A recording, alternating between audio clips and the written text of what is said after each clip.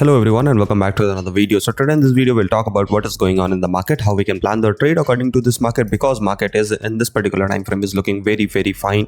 अब इतने अच्छे मार्केट में आप कैसे ट्रेड ले सकते हो। कल रात को भी हमने यही डिस्कस किया था कि possibility of market going down is very low. अगर मार्केट मेजर एरियाज नहीं तोड़ता है तो वो नीचे नहीं जाएगा।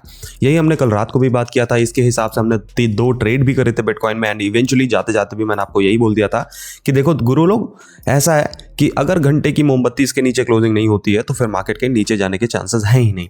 ठीक है, होपफुली आप लोगों ने यहाँ से फिर से दोबारा एक लॉन्ग साइड ट्रेड ले लिया होगा जिसमें 105 तक का टारगेट मैंने आपको बताया था कि 105 तक के पॉसिबल सिनेरियोज हैं मार्केट के and it will hunt this liquidity जो कि हंट कर चुका है अभी के टाइम फ्रेम तक।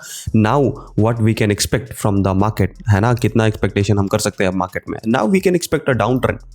ठीक है, now we can expect a down trend और now we can expect a retracement. दोनों चीजें हो सकती हैं। तो पहली कि market will retrace this areas. ठीक है, मतलब मार्केट अपना रिट्रेसमेंट करने आएगा इस एरियाज पे। ठीक है, तो might be the possible scenarios ये है कि अभी प्यार से मार्केट रिट्रेसमेंट करने आएगा इस एरियाज पे एंड देन फिर पंपिंग करने की कोशिश करेगा।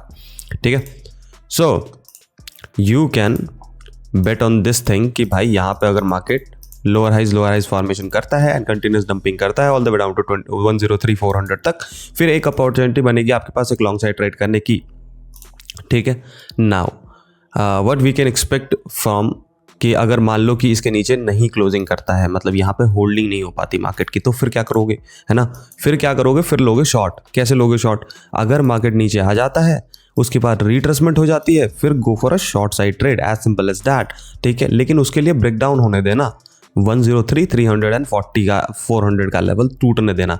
जब तक नहीं टूटेगा, जब तक कोई शॉर्टिंग अपॉर्चुनिटी नहीं है, यहाँ पे जो बीच में ट्रेड करोगे आप, ये स्कैल्प होगा। ठीक है, स्कैल्प शॉर्ट आप कर सकते हो बीच में, लेकिन एग्रेसिव शॉर्टिंग मत कर लेना ऊपर से और होप में मत बैठ जाना कि भाई यहाँ से तो होप में बैठा है भाई ये मत कर लेना। ठीक है, इथेरियम की अगर बात करोगे तो इथेरियम में मेरा एक ट्रेड चल रहा है जो कि यहाँ से ओपन है। कल रात को आपको बताया भी था लेवल की भाई कहाँ से ओपन है। टेक्निकली अगर आप देखोगे तो लास्ट ट्रेड जो हमने लिया था उसमें एसएल हमने इस लॉस के नीचे लगाया था, तो एसएल तो जाने के चांसेस ही नहीं थे इसमें, तो वो कल वाला ही ट्रेड मेरा अभी भी ऑन है। इसमें I am expecting all the way up to 3360 के आसपास का एरिया मैं एक्सपेक्ट कर रहा हूँ। अब यहाँ से कंटिन्यूस पंपिंग करेगा तो रिट्रेसमेंट हो सकती है। अब रिट्रेसमेंट हो सकती है कहाँ तक, है ना, retracement can happen all the way down to this areas तक रिट्रेसमेंट हो सकता है। 31-35 के आसपास तक का रिट्रेसमेंट पॉसिबल है।